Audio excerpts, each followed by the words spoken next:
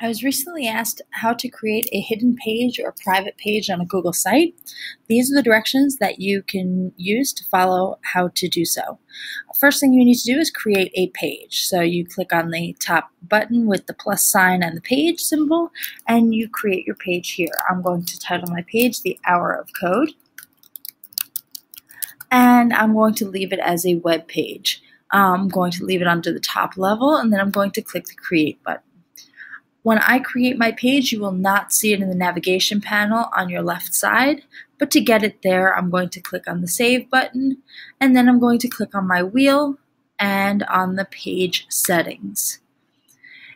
There are many settings up here that you might want to keep, some you might want to take away, but I'm going to click in the middle where it says Show this page in the sidebar.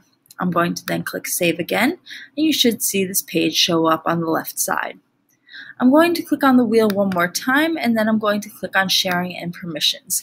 Here's where things start to get a little tricky. The first thing you need to do is you need to make sure that you add any users that you want to be able to edit or be able to view your private page. You need to add them at this point because you will not be able to add them later once you start making your page private. So I'm going to add a few of my own personal aliases here. Okay, and so I added 2 different accounts of mine, and I'm going to add them up here. I'm going to skip the email sending. But at this point, it says that I can edit. That means that I can edit the entire website. I do not want to allow people that I'm sharing with to be able to edit my entire website. So I'm going to change it so that they can just view my site, because at a later point I will be able to change it so that they can edit my private page if I want them to.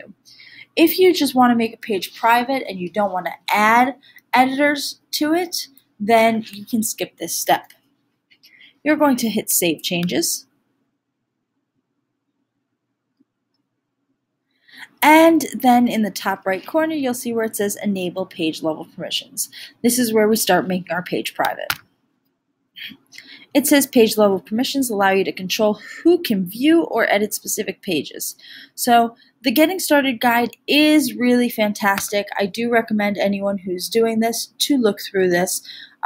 Or you can just turn on page level permissions. So this is where we are going to be able to choose which pages we are making private and which ones we are making public. So right now my top level page is public, but I'm going to go to my Hour of Code page because that's the one I want to make private. Right now it is taking on the rights of the test calendar, but I would like to change that so I can make it private.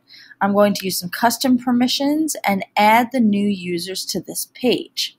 I'm going to save this, and when I save it, I'm going to actually change the user's abilities on this page.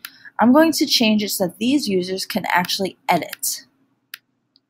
So now these people have the ability to edit on this page.